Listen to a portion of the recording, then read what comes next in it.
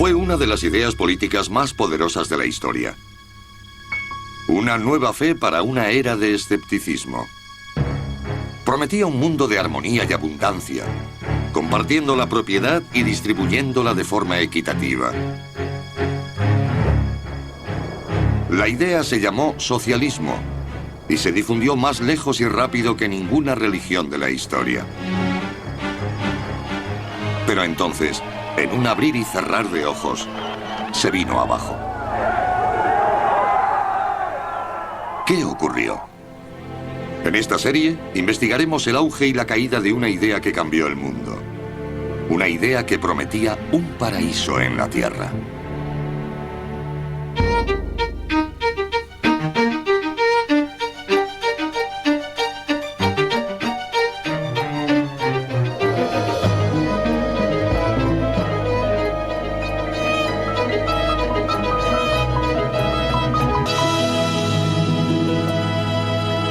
Socialismo, el paraíso terrenal.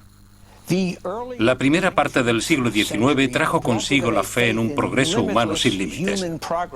Se abandonaron las viejas ideas basadas en la religión y la superstición a favor de otras nuevas supuestamente fundamentadas en la ciencia y el pensamiento racional.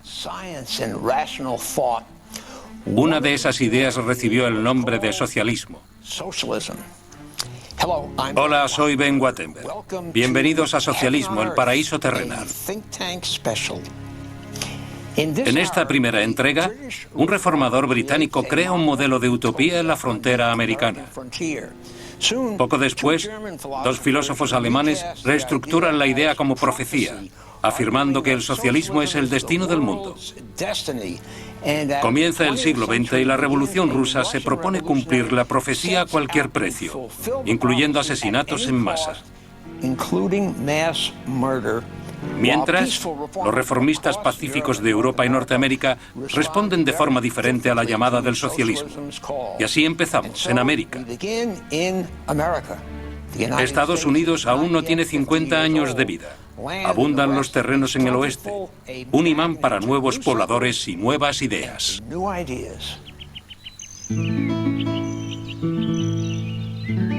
Indiana, 1825. A orillas del río Wabash se desarrollaba un gran experimento. Se llamó New Harmony y sería una comunidad de igualdad. Presagiaba una nueva forma de vida y, con el tiempo, un nuevo mundo. Su fundador fue un industrial británico llamado Robert Owen, y sus seguidores pronto acuñarían un nombre para su visión: socialismo. Cuando Robert Owen llegó a Norteamérica ya era famoso por sus ideas progresistas. Su fábrica de tejidos de New Lanark, Escocia, era la empresa más conocida de la época.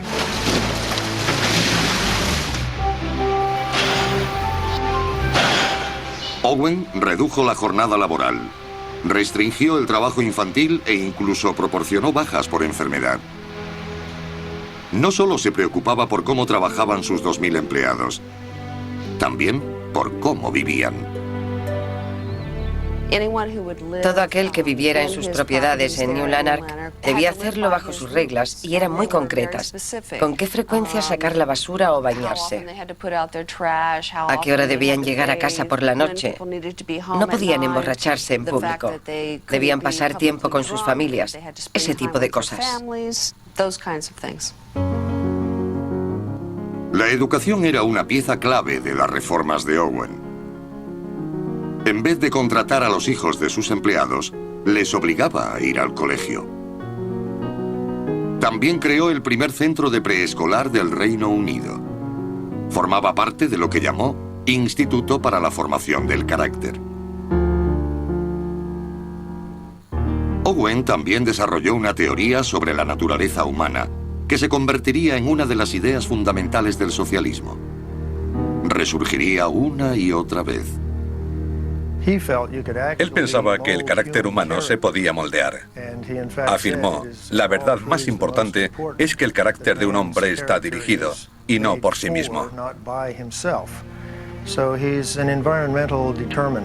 Pensaba que el hombre estaba determinado por su entorno y que empezando desde el nacimiento y educando a esos niños en un ambiente privilegiado, a través de la educación y la liberación del intelecto y el espíritu, se podía conseguir un carácter perfecto.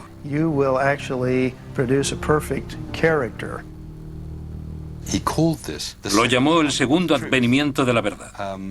Él creía ser el segundo Mesías. Pero a diferencia de Jesús, que solo podía expresar la verdad con parábolas, Owen podía decirla literalmente porque contaba con la ciencia. La gente se tomó a Owen muy en serio. Cuando llegó a América en 1825, se convocó una sesión en el Congreso para escuchar sus ideas. Ante una audiencia que incluía al presidente James Monroe y al futuro presidente John Quincy Adams, Owen anunció que había adquirido un pueblo en Indiana. Allí continuaría el trabajo iniciado en New Lanark. Pero esta vez, su comunidad sería de verdadera igualdad.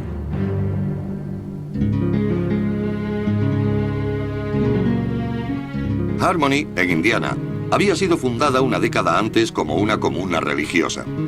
Owen se la compró a George Rapp, el carismático líder de una secta de luteranos alemanes que se marcharon para seguir una de las visiones de Rapp.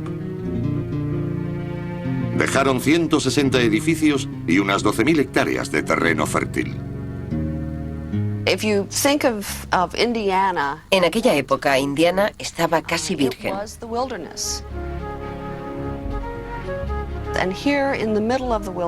Y allí, en medio de la naturaleza, había una bonita población con casas de ladrillo y madera y una magnífica iglesia cruciforme en el centro.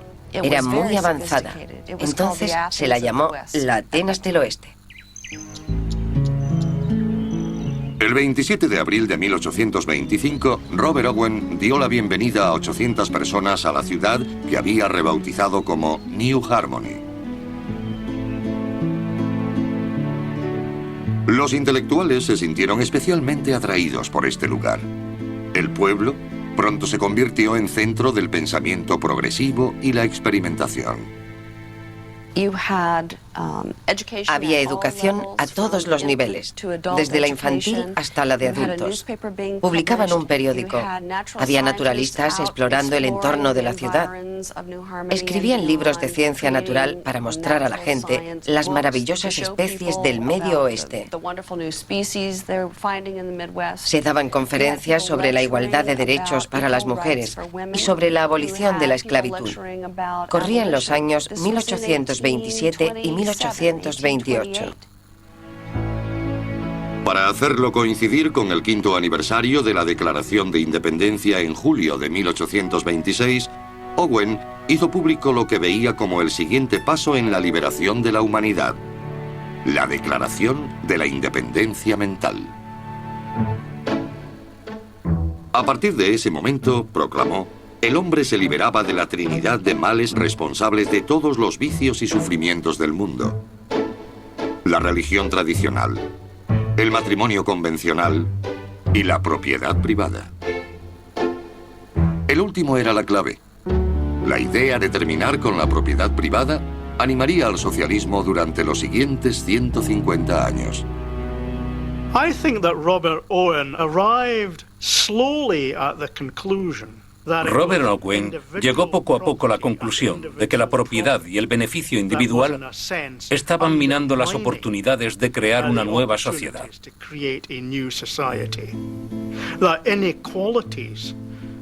Las desigualdades en la sociedad eran creadas por las desigualdades en la administración de propiedades, riquezas y beneficios.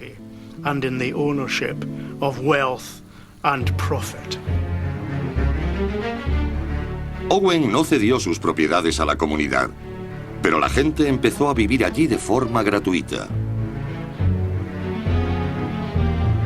Todos los bienes se distribuían en el almacén del pueblo. No era el sistema más eficaz. Un miembro de New Harmony llamado Paul Brown escribió: Incluso las ensaladas eran depositadas en el almacén para repartirlas, dando 10.000 pasos innecesarios y haciendo que llegaran a la mesa en estado lamentable. Al poco tiempo, muchos miembros perdían entusiasmo por el experimento. Uno de los problemas de New Harmony fue que era un grupo grande de idealistas en un lugar aislado. Pasaban mucho tiempo pensando sobre el ideal de la comunidad perfecta. Al final, había muchos pensando y pocos trabajando. Nadie trabajaba. Al poco tiempo, las industrias que habían prosperado con los seguidores de George Rapp quebraban o cerraban.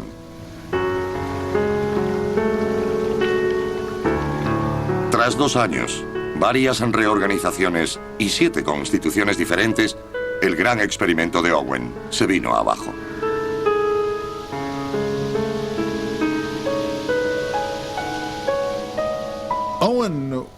Owen tardó en asumir el fracaso de New Harmony. Durante meses, cuando la gente que lo rodeaba, incluidos sus hijos, le decía que todo se estaba desmoronando, no dejaba de decir que todo iba muy bien. Al final no pudo continuar con sus pretensiones porque la gente empezó a irse. Owen encontró una excusa culpando a la gente que llegó a New Harmony de ser material humano pobre para su experimento. El hijo de Owen, Robert Dale, permaneció en New Harmony tras su declive.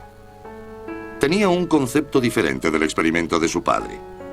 Escribió: todo esquema de cooperativa que proporcione igual remuneración al hábil y trabajador que al ignorante y ocioso debe labrarse su propia ruina por su injusto plan. Eliminará necesariamente a los miembros valiosos y se quedarán solo los imprevisores, los no cualificados y los malos.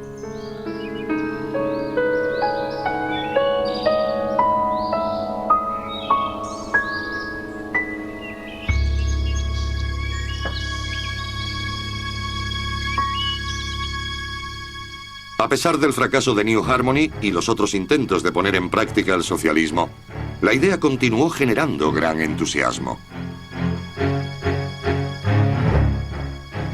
Pronto, 2 filósofos aceptarían la utopía y la convertirían en fe, afirmando que el socialismo no era solo deseable, sino inevitable.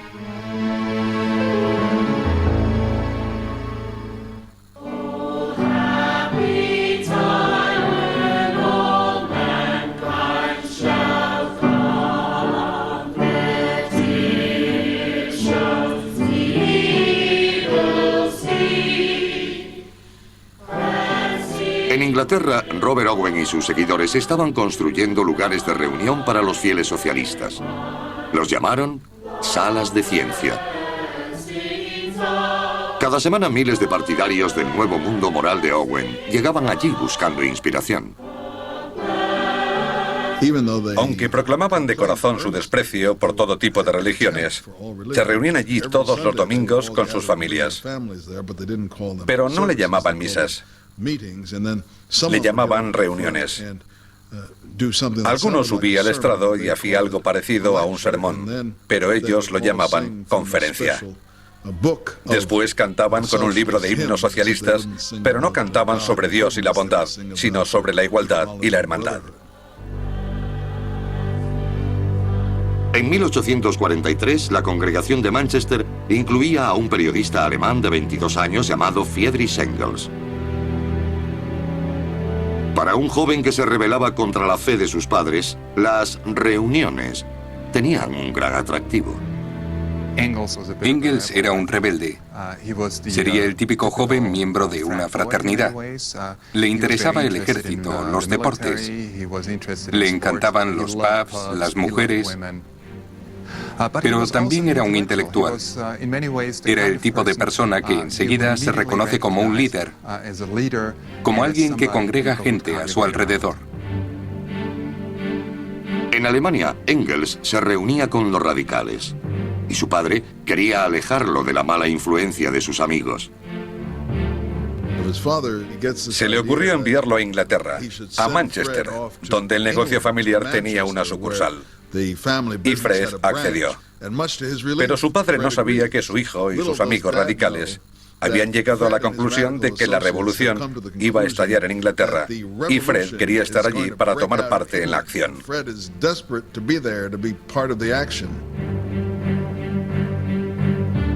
Una vez en Manchester, Engels escribió lo que se convertiría en un famoso estudio sobre la clase obrera inglesa durante la Revolución Industrial. Los obreros de 1840 en Inglaterra llevaban una vida miserable. Trabajaban 16 y 18 horas al día. Vivían en condiciones infrahumanas. Proliferaban las enfermedades. Las condiciones de vida estaban muy por debajo de lo que se esperaría incluso en países subdesarrollados. El trabajo infantil estaba a la orden del día. Fue una época lamentable. Engels veía que la clase obrera vivía de forma miserable y al mismo tiempo imaginaba su salvación si la historia proporcionaba un campo de cultivo para la revolución. Comprendió que antes o después los obreros verían que la historia jugaba a su favor y que por lo tanto los radicalizaría. Una vez radicalizados, los obreros ya no se verían pasivamente como víctimas del capitalismo e intentarían cambiar esa situación. Engels empezó a colaborar en el Nuevo Mundo Moral de Owen y otras publicaciones radicales. Entre ellas había un periódico editado por un hombre de 25 años que había formado parte del círculo de radicales del joven Fred en Alemania, Karl Marx. De joven, Marx era muy carismático. Tenía un estilo imponente y un gran genio para la teoría. Donde otros veían un significado, Marx veía un significado dentro de otro y este dentro de otro mayor. Sus colegas lo miraban asombrados y decían, este es el gran genio que puede resolverlo todo.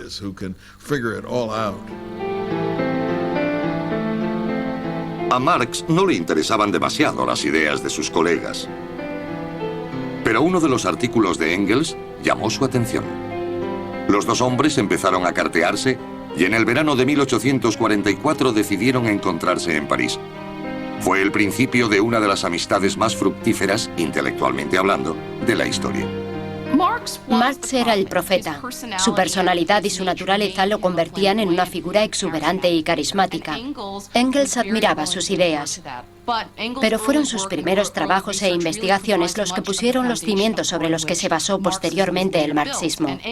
Engels apoyó a Marx, no solo a través de su investigación, sino también económica y psicológicamente. Sin Engels no hubiera existido el marxismo.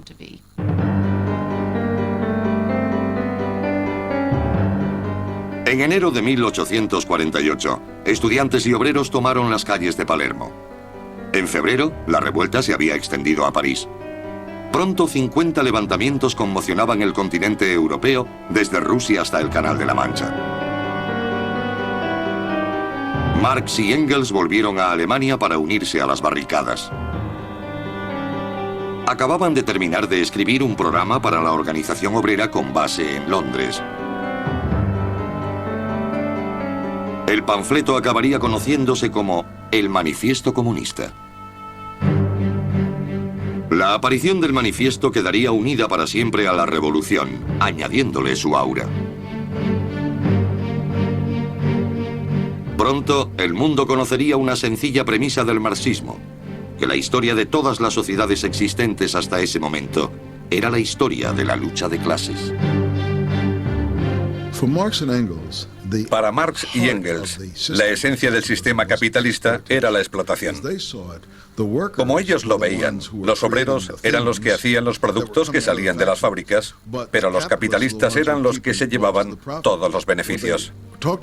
Ellos hablaban de los medios de producción, el término marxista para la maquinaria y las fábricas. Eso era muy injusto. El único modo de rectificar era que los obreros se unieran y arrebataran las fábricas a los capitalistas para poder quedarse con el beneficio de los productos que ellos creaban. El Manifiesto Comunista predijo que mientras el capitalismo progresara, la clase obrera sería cada vez mayor y más pobre, tanto que la revolución sería inevitable. El resultado sería el socialismo, un nuevo estado obrero donde la gente contribuyera según su capacidad y recibiera según sus necesidades.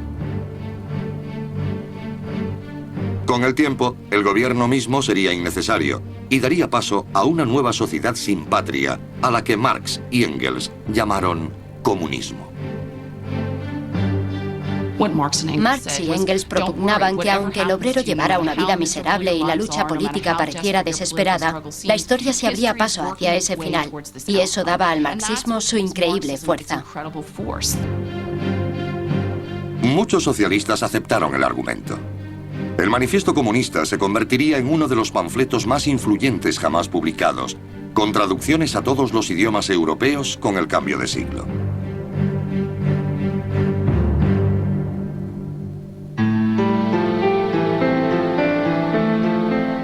Pero el manifiesto era solo un resumen. Marx se puso a trabajar en un volumen que explicara una teoría completa del socialismo. En 1851, Marx escribió a Engels que esperaba terminarlo en 5 semanas. Pero 5 semanas se convirtieron en 5 años, otros 5 y después 5 más. Mientras, Marx dependía económicamente de Engels. La única vez que Marx consiguió un trabajo fue como corresponsal del New York Tribune, pero no hablaba inglés, por lo que no podía escribir los artículos en ese idioma. Engels sí lo hablaba, así que hizo de negro de Marx un buen número de años, hasta que alcanzó el nivel necesario para escribirlos él mismo. Marx tardó casi 20 años en terminar su obra maestra. En 1867 acabó el primer volumen de El Capital, prometiéndole más volúmenes. El libro pronto sería aclamado como un gran avance en el pensamiento político y económico. En el desarrollo científico de la época, y hablamos del siglo XIX, Marx había logrado, al menos para muchos socialistas, lo que Darwin había conseguido en la biología. Había puesto al descubierto las leyes económicas que regían el capitalismo. Y en ese sentido, había desvelado el motor de la historia, el desarrollo económico.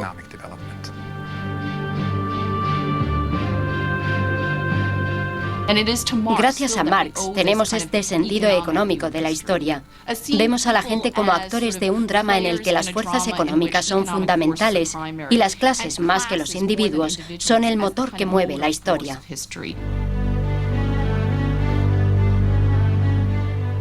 Engels sobrevivió 12 años a Marx. Gracias en gran parte a su trabajo de relaciones públicas, el marxismo se extendió a los movimientos obreros de Alemania y de toda Europa. Pero cuando Engels murió en 1895, los socialistas más perspicaces empezaron a ver grietas en la doctrina marxista. A finales del siglo XIX, la teoría marxista tenía ya 50 años. Pero no se hacía realidad. Los obreros no eran más pobres y no llegaba la revolución. Había dos opciones: estar con los obreros, olvidarse de la revolución e intentar mejorar las cosas, o querer una revolución que les diera una nueva y gloriosa sociedad. Si los obreros no querían hacer la revolución, ya encontrarían a otros que la hicieran.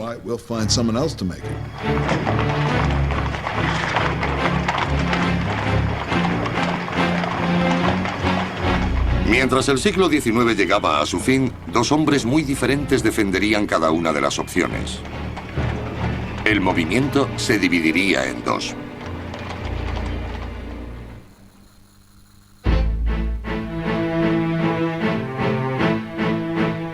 El rápido ascenso del socialismo en Alemania asustó a los gobernantes del país.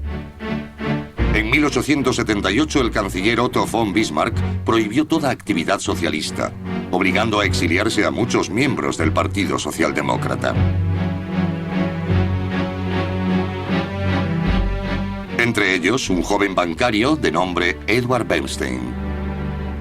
Pronto se convirtió en director del periódico clandestino del partido, primero en Suiza y después en Londres.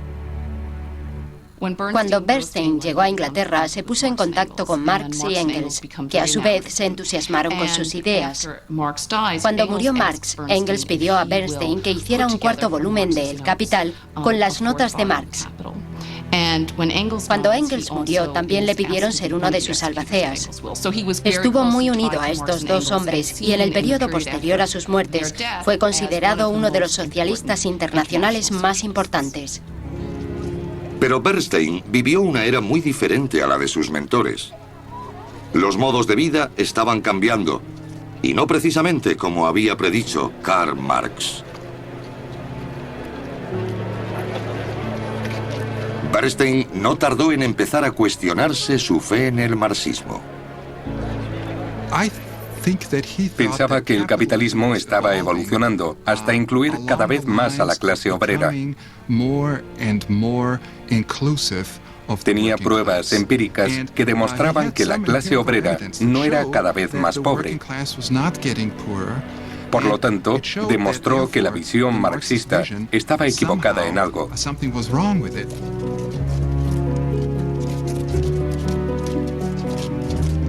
Bernstein decidió enfrentarse a sus dudas. Escribió: "Esto no puede continuar. Es absurdo intentar reconciliar lo irreconciliable. Hay que dejar claro en qué estaba equivocado Marx y en qué no".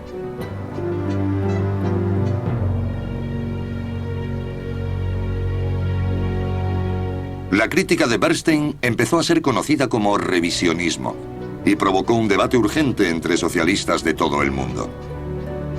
Bernstein decía, lo que se entiende normalmente como el objetivo final del socialismo no es nada para mí. El movimiento lo es todo.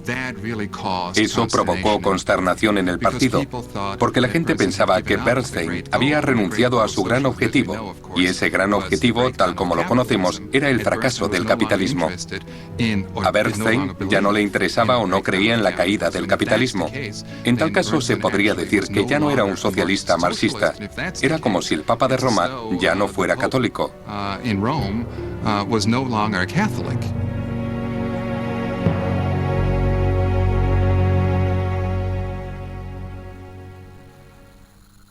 miles de kilómetros, un hombre de 29 años seguía el debate exiliado en Siberia. Su respuesta a las críticas de Bernstein cambiaría para siempre la faz del socialismo. Su nombre, Vladimir Ilyich Ulyanov, más conocido por su nombre de guerra, Lenin. Lenin probablemente fue el mayor adicto al trabajo de Rusia, un país que no se caracterizaba por trabajar. Pero él se esforzaba. Era muy inteligente. Tenía una gran confianza en sí mismo y creía saber a ciencia cierta lo que era bueno para todo el mundo, y en especial para el futuro de su país. Cuando Vladimir tenía 17 años, su hermano mayor, Sasha, fue ejecutado por planear el asesinato del zar Alejandro III. Fue el comienzo de su carrera hacia la acción revolucionaria. Después de ir a la universidad, participó en una manifestación no política. Iba en contra de algunas normas de la universidad. Cuando fue arrestado y se descubrió que era el hermano pequeño del terrorista ejecutado, fue expulsado de la universidad. Era un gran estudiante, así que tuvo que pasar varios años de inactividad. Vladimir fue desterrado a la casa de campo familiar. Allí empezó a leer la literatura radical que había dejado su hermano ejecutado. Leyó a varios revolucionarios rusos, a Karl Marx, y llegó a la conclusión de que era importante crear un nuevo sistema socialista en Rusia, como pensaba su hermano.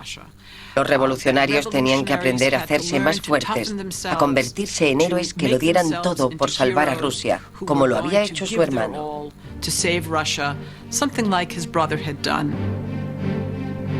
La actividad revolucionaria de Vladimir le llevaría a tener más problemas con la ley. Cuando leyó los escritos de Edward Bernstein, casi una década después, volvía a estar en el exilio, esa vez en Siberia. Su vida giraría entonces en torno a un solo objetivo: la revolución. Lenin solía estar furioso. Era su personalidad. Bernstein le enfurecía, pero a diferencia de otros, se dio cuenta de que tenía razón, de que los obreros no iban hacia la revolución. Cuando Lenin volvió del exilio, su hermano menor fue a buscarlo a la estación de tren. Dmitri Ulyanov recordaría después el primer tema que salió de los labios de su hermano: la necesidad de refutar a Bernstein. Pronto estableció una idea radicalmente diferente de qué hacer si los obreros no iban a la revolución. Lenin desarrolló muy pronto lo que yo llamaría una política basada en la ausencia de confianza. Si no se puede esperar que los obreros hagan una revolución, ¿en quién confiar? Para Lenin solo se podía confiar en revolucionarios profesionales, como él mismo, que harían la revolución en nombre del pueblo.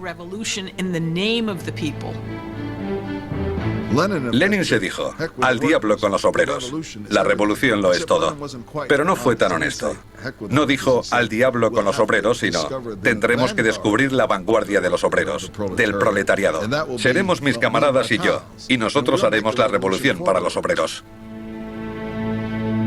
Para Lenin era más que una teoría. En 1900 abandonó Europa para fundar un periódico clandestino, Iskra o Chispa, con la que prendería un nuevo movimiento revolucionario en Rusia.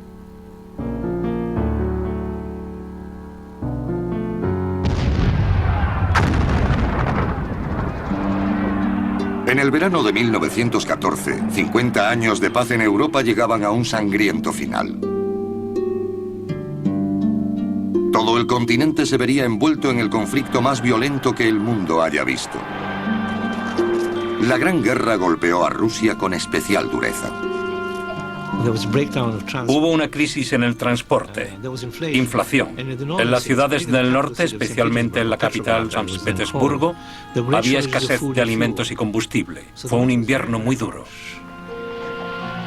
A principios de 1917, el suelo se desmoronaba bajo el régimen zarista. Mientras las tropas rusas luchaban contra Alemania en el oeste, las huelgas y protestas se extendían por todo el país. En Petrogrado se amotinó un grupo de soldados. Fue el principio de lo que se conocería como la Revolución de Febrero. Para evitar un levantamiento similar en el frente, el zar abdicó del trono. El poder cayó en manos de un gobierno liberal provisional. Hubo una especie de caos y anarquía que se extendió rápidamente en Rusia después de la Revolución de Febrero, después de la abdicación del zar.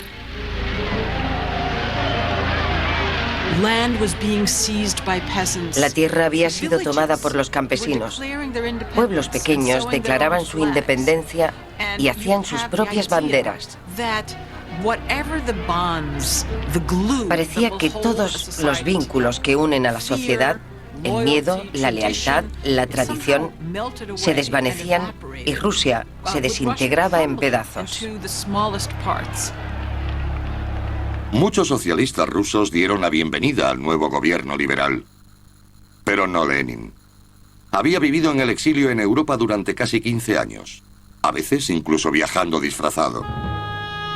Había trabajado para reforzar y formar un nuevo partido en Rusia, el bolchevique, ordenando incluso robos a bancos y extorsionando para financiar las actividades del partido. Ahora veía la oportunidad que estaba esperando. El 25 de octubre de 1917 los bolcheviques atacaron.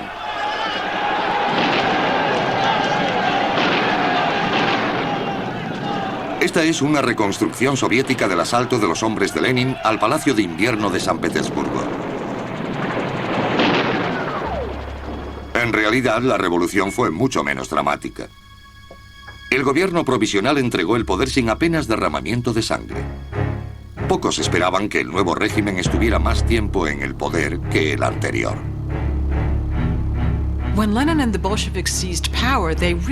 Cuando Lenin y los bolcheviques tomaron el poder, eran una minoría. Casi inmediatamente, el régimen bolchevique se vio envuelto en una guerra civil que ganó militarmente, pero que también ganó porque los bolcheviques habían usado bien la propaganda para conquistar lo que hoy podríamos llamar los corazones y mentes del pueblo ruso.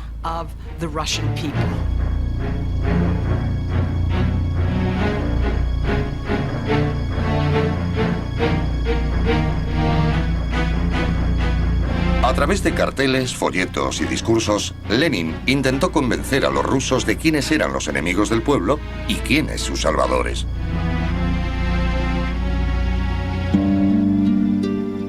Pero Lenin no se quedó en la propaganda. Los enemigos del pueblo recibieron su merecido, incluidos sacerdotes, agricultores ricos y oponentes políticos. Lenin comenzó con Nicolás II, el último zar de Rusia. Él, su esposa, sus 5 hijos, su médico, sus criados, todos fueron asesinados. Después mutilaron los cuerpos y los quemaron. Los restos fueron enterrados en una fosa que se descubrió hace pocos años. Después, en agosto de 1918, un revolucionario que creyó que Lenin había traicionado a los rusos le disparó hiriéndolo casi mortalmente. Lenin y sus secuaces decidieron llevar a cabo el terror rojo. Fue algo terrible. Sacaron a mucha gente de prisión, entre ellos a presos políticos, que no habían sido juzgados y que no habían hecho nada contra los bolcheviques, y los fusilaron. Aquella noche mataron a cientos de personas. Muchos otros se vieron desterrados a campos de trabajos forzados. Con Joseph Stalin, el sistema sería conocido como el Gulag. Parte del terror rojo consistió en meter a todos los miembros de la oposición en campos de concentración a las afueras de las grandes ciudades. Fueron los primeros campos y a partir de ellos se desarrolló el sistema Gulag. Fueron precursores de lo que habría después en el régimen de Stalin. El zar había sido tachado de tirano por ejecutar a un grupo de radicales violentos. Con Lenin y sus seguidores, millones de personas morirían a manos del Estado. Es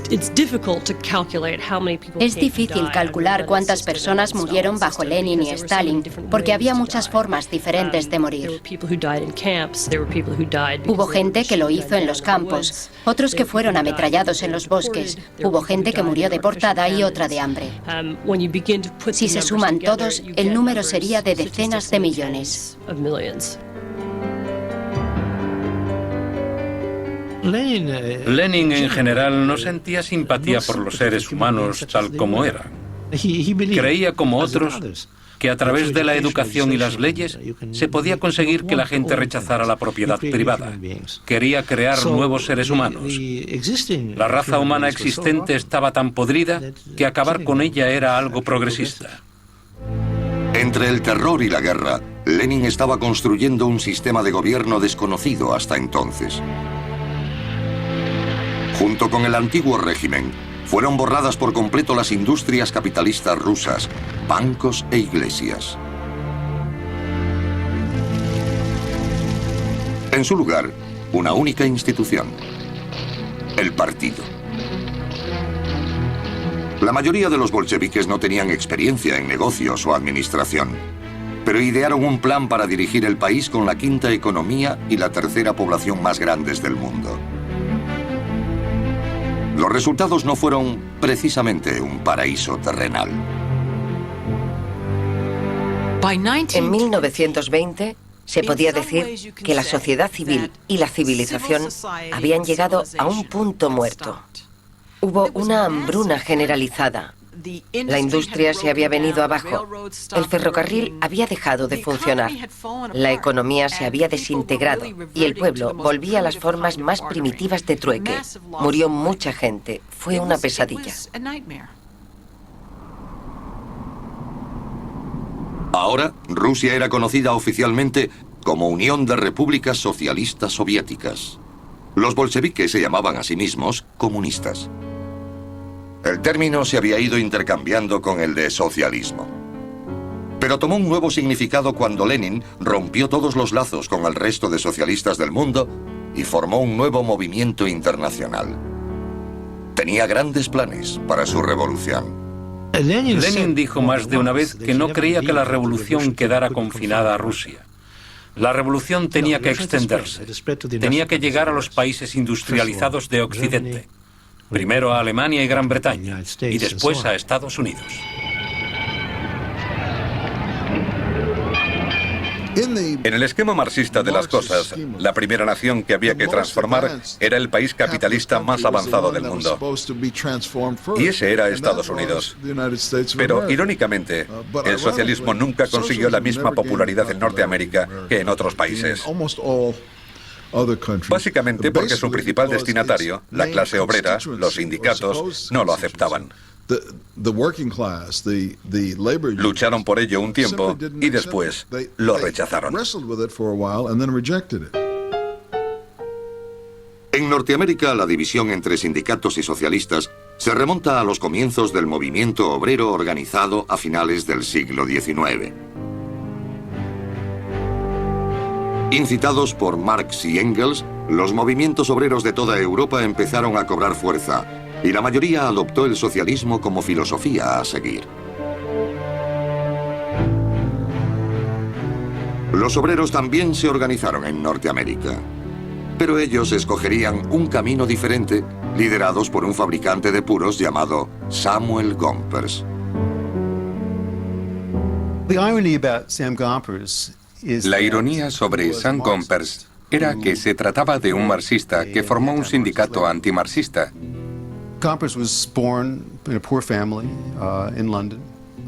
Gompers había nacido en una familia pobre en Londres y se había mudado a Estados Unidos en la adolescencia. Trabajó en la fabricación de puros y siempre había sido socialista. Había leído a Marx, a Engels y a otros clásicos del socialismo europeo. Creía que el mejor modo de organizar a los obreros para que exigieran su emancipación, la mejor manera de lograr el socialismo, era fortaleciendo los sindicatos. Gompers rechazaba la idea de que los obreros necesitaran intelectuales radicales para ayudarles a lograr sus objetivos. Creía que las mejoras para los obreros debían llegar fundamentalmente a través de ellos mismos. Veía el peligro de hacer complicadas alianzas con intelectuales que no entendían que experimentar con el movimiento obrero era experimentar con la vida humana.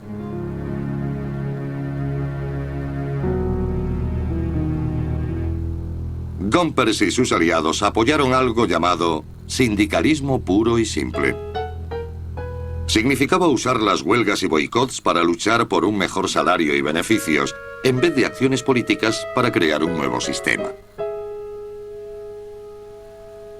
En 1866, Gompers ayudó a fundar la Federación Americana del Trabajo, la AFL, uniendo a sindicatos de todo el país.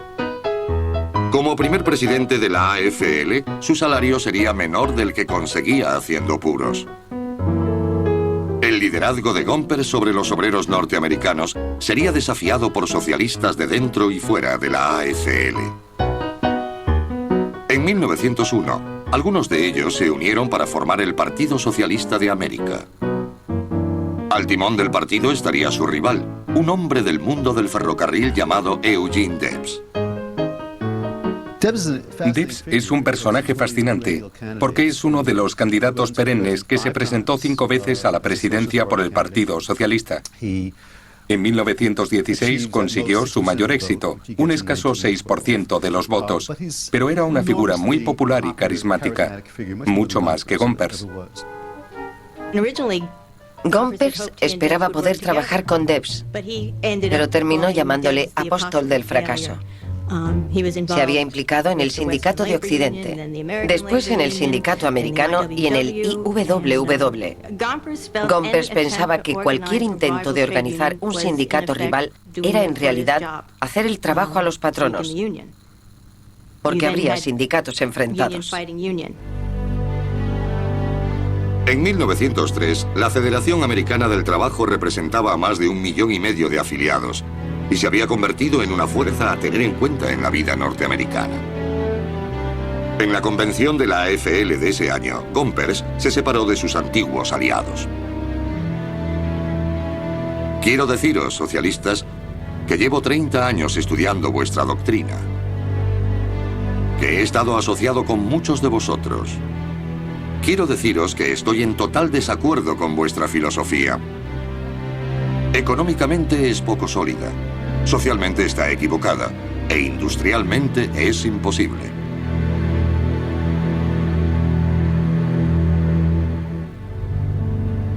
A pesar de la oposición de Gompers, el Partido Socialista continuó cobrando fuerza. Sorprendentemente, el partido consiguió más apoyo entre los campesinos que entre los obreros de la industria. Uno de los mayores centros de apoyo al socialismo fue Oklahoma. Eugene Debs consiguió más del 16% de los votos aquí en 1912. Pero la entrada del país en la Primera Guerra Mundial significó un momento crucial para el partido. En la Primera Guerra Mundial, los socialistas de todo el mundo tuvieron que decidir si apoyaban en la guerra a sus países o a la Fraternidad Socialista Internacional, oponiéndose a la guerra entre obreros. Y el Partido Socialista Norteamericano, a diferencia de los partidos europeos, decidió oponerse al gobierno americano y a la Primera Guerra Mundial. Y la mayoría de los sindicalistas, con Gompers a la cabeza, apoyaron la guerra. Los socialistas más moderados abandonaron el partido y trabajaron con Gompers en la AFL. Los más radicales hablaron en contra de la guerra y fueron arrestados. Eugene Debs fue detenido en 1918 y condenado a 10 años de cárcel. Cuando salió en 1921, cuando fue indultado, el Partido Socialista era un pequeño reducto. El partido nunca recuperó su fuerza previa a la guerra, ni siquiera durante la Gran Depresión. Gompers y la Federación Americana del Trabajo, la AFL-CIO, habían conseguido ser la principal voz de los obreros americanos.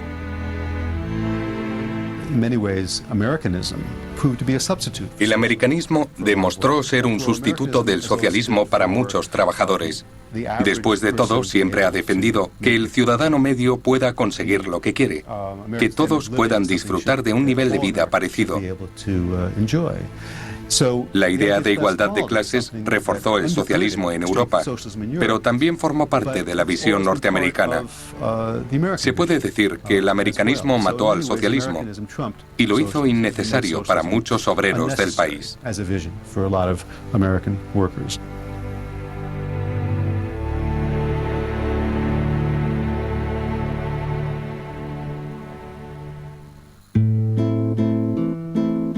Pero el socialismo encontraría su hueco en Norteamérica.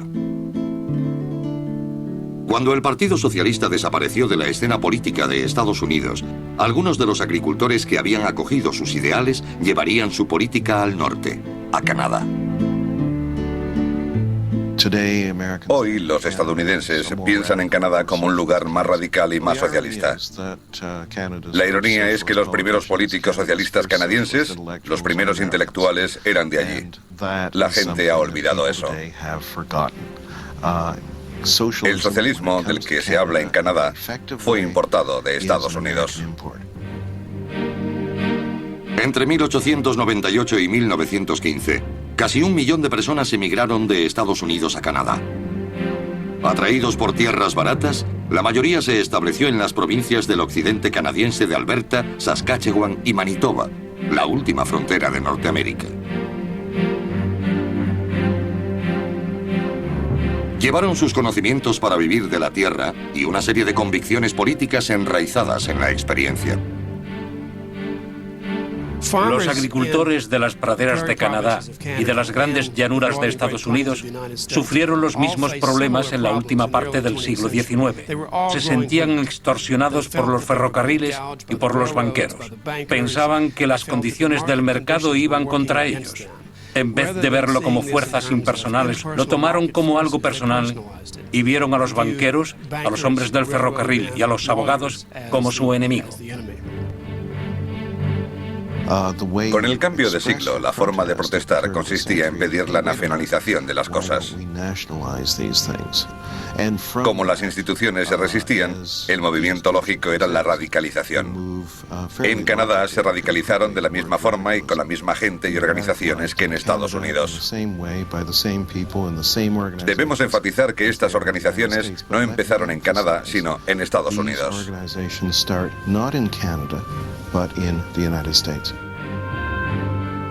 Todas las grandes organizaciones de agricultores de Estados Unidos resurgirían en Canadá de una u otra forma. En los años 20, estas organizaciones y sus sucesoras empezaron a hacerse oír en las provincias de las llanuras.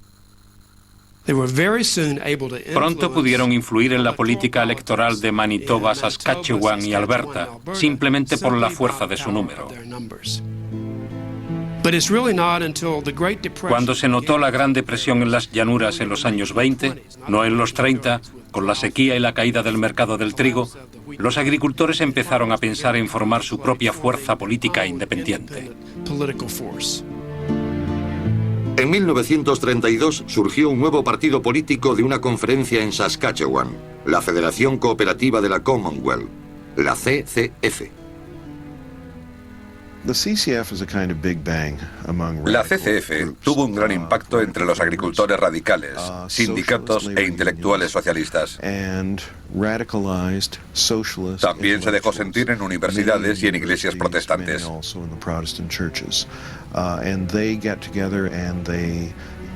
Todos se unieron y escribieron un programa que llamaba la socialización de los medios de producción y de las finanzas.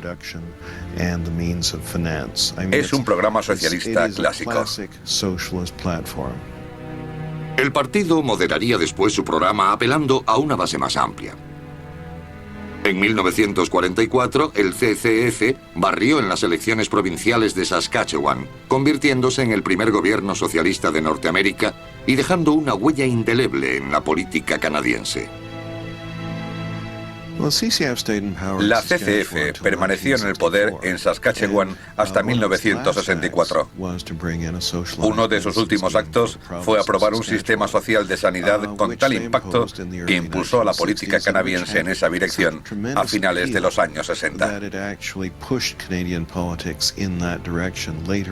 Estas ideas fueron adoptadas por el Partido Liberal de Canadá, quien finalmente importó el sistema de seguridad social a su país.